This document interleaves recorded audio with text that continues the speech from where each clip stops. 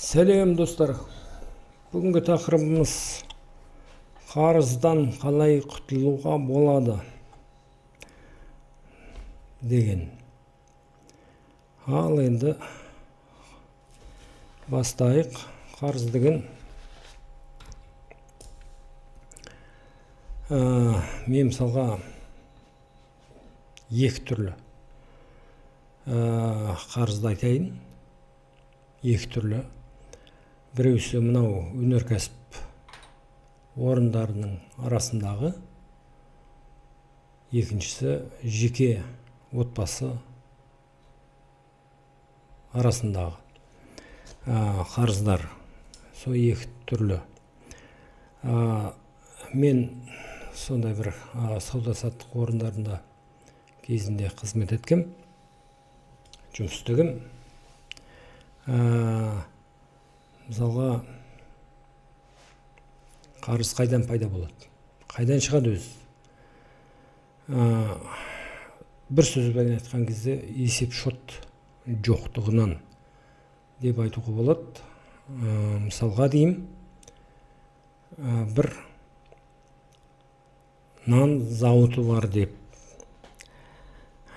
ойлайық. Содан кейін мынау нан зауыты нан шығара бастайды. Егер былай ойлап қараса, нан зауыты өзі жаңа қақпасын ашып, жаңа нан сатпайды. Мына жерден алыңдар деп. Нан зауыты өзі бүткіл қаланы қамтуға тырысады да, сондықтан өзінің келісім шартқа отырған өзінің дүкендер торы бар.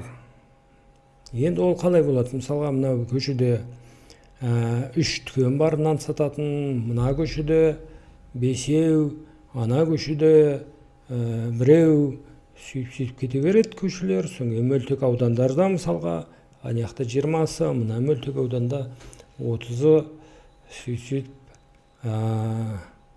өзінің тізімі болады жаңағы нан сататын дүкендерінің. Ал егер жаңағы есеп шот бухгалтерия жұмыс істемесе, онда жаңағы мынандай жағдай болуы мүмкін. Енді оны кішкене былай әңгімелеп берейін. Мысалға, күніге бір дүкенге сен нан әкеп тұрасың. Күніге енді бір қаншама 100 дана болсын, 1000 дана болсын, бәрі бір әңгіме. Бірақ ол қанша беріп, қанша қойғаның, ол әрине қағаз бетінде қалуы тиіс. Оны есеп шот жүргізіп отыру керек. Және де басқа бөлімдер жаңағы нан алған, мысалға келісім шарт бойынша апта сайын сатылғаннан кейін жаңағы түсімдерді аударып отыру керек осы зауытқа. Біріншіден, мына зауыттың өзінің есеп шоты дұрыс болмаса, мысалға жаңағыда қадағалап отыратын, кімге қанша нан берді, жаңағы өнімін, кімнен қаншама ақша түсім аударылып отырды, соны қадағалап отырмаса, онда бұда әрине бір мәселелер пайда болуы мүмкін. Қалтасы жаңағы тесіліп, үлкен апан болып кетуі мүмкін. Бұл бір енді өзін-өзі қарыз болды деген сөз. Немесе жаңағы өзі зауыт үлкен бір қондырғы алдырды, сол ақшаға сөйтіп жаңағы нан шығара бастады деп есептейік. Сол кезде жаңағы кредитке алады ғой жаңағы қондырғыны. Сөйтіп жаңағы қондырғының ақшасын жаңағы мынау нан түсімінен жауып отыру керек. Ал аны дүкенге келетін болсақ, дүкенде әртүрлі. Бір дүкендерде болады, қожайынның өзі сатып отырады. Бірақ ол өзі мысалға мынау сатуын сатса, ал жаңағы келісім шартқа отырса да, оның бетін ашып қарамайтындар да болады. Жаңағы қандай келісім ол, қандай баптары бар деген сияқты жағдайлар ішінде жазылған. Сөйтіп сатып жүре береді. Мынау зауыт келіп сұрамаса, ода жаңағы мынау нелер кіріс жинала береді. Сөйтіп айдың аяғына қараса, ойбай, пәленбай ақша толып қапты деп жаңағы мысалы ол қожайыны егер есеп шотты білмесе, ол ой мынау сауда саттық деген осы екен ғой, жаңағы міне қарашы қаншама көп ақша түсім келді деп. Содан кейін жаңағы ақшасын аудармай білмейді ғой сұрамағаннан кейін. Өйткені есеп шот жүргізбейді ол мысалға. Сол кезде жаңағы алады жаңағы ойбай мынау менің пайдам екен ғой деді да, жаңағы мәше алып өзіне немесе басқа керек жарағына сөйтіп жұмсап жүре береді. Сол кезде жаңағы жылдар бойы сондай болатын болса, мысалы, ол тіпті болады ондай жағдайлар. Міне сол кезде жаңағы сот үкім шығару мүмкін, мынау қарыз мынау зауытқа деп жаңағы. Сондай қарыздар болады. Ал кейбіреулер жаңағы мына үлкен зауыт сияқты, оларда жаңағы кредит алады, кредитіне жаңағы қондырғы алады, қондырғы алып, ал кірістерін санай алмайды шыққан өнімнен. Содан кейін осындай қарызға батуы мүмкін. Ал енді екінші отбасына келетін болсақ, отбасыда дәл сондай болуы мүмкін. Ұқсастық жағы қай жерде? Жағы мынау есеп шот жүргізбеуде. Он жағы асылып тасылып, мысалға кредит алып, ана жерге барып, кредит алып. Ал егер сен жұмыстан шығып қалсаң қайтесің? Анау кредитті жабу керек қой. Немесе кредитті той өткізем деп пәленбай адам шақырып, одан кіріс түспей қалатын болса, енді ойлайды ғой, ой, мынау тойды өткізсек, мынау ақшаға, сол кезде мынау келген қонақтардан түсуі мүмкін алып келген ақшасы, соның бәрі. Сөйтіп жағы осындай қарыздар болуы мүмкін. Бірақ енді мысалы кредитке отырмай-ақ басқадай жағдайлар болуы мүмкін, адам ауырып қалуы мүмкін, немесе басқадай неше түрлі. Мен оның бәрін айта алмаймын енді.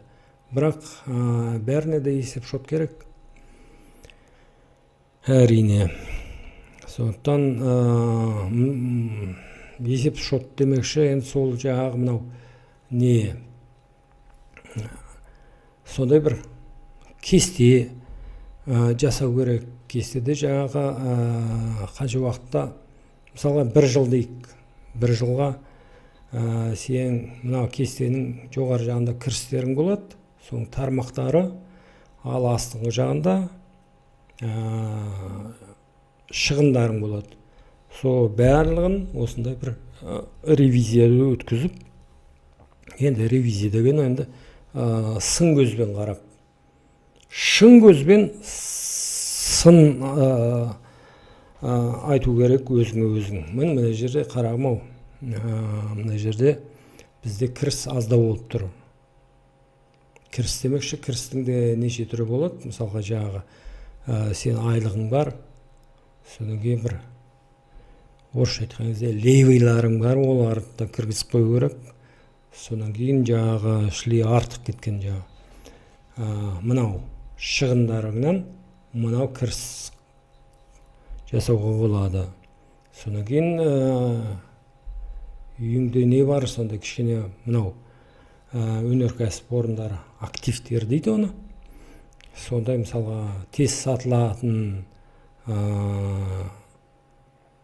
нарықтық бағасы бар заттарыңды былай қарастыруың керек. Сенде мүмкін кірпіштер жатқан шығар мынау аулаңда. Солардың бәрін жинап сатып жіберіп, мүмкін көршің келіп алып кете ма. Ол да кіріске. Немесе жаңағы егер мынау жерің болса, жер не қазып, жаңағы батпақтан кірпіш жаса, кірпішіңді сат.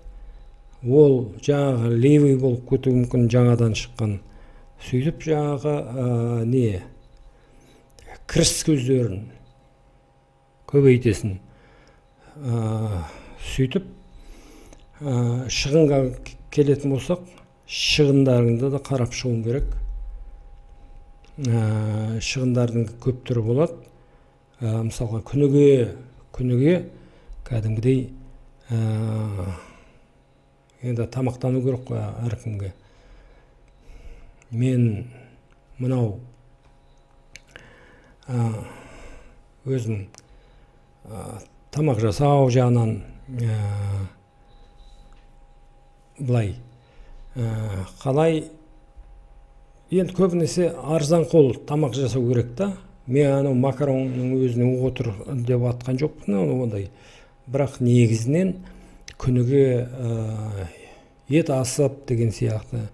Енді ет дегенді орысшаға немесе шетелге тіліне аударсам өз басым, мен ол етті деликатес деймін. Деликатес деген асыл ас. Асыл асты күніге жеуде ол да шығыныңды шілей көбейтетін нәрсе. Содан кейін енді сөйтіп қарастыру керек. Мысалға сен мәшіне, қымбат мәшіне құр босқа айдап жұрттың көзінше жаңағы мақтаныш үшін айдап жүрсең, одан да құтылу керек. Сөйтіп жаңағы қарызыңды жабу керек. Енді мен білмеймін қарыздардың мөлшерін, бірақ негізінен жаңағы осы есеп шот жүргізіңдер деп отыр. Сол менің негізгі айтар ақылым. Басқадай дұға оқыңдар деп қояйық. Жарайды.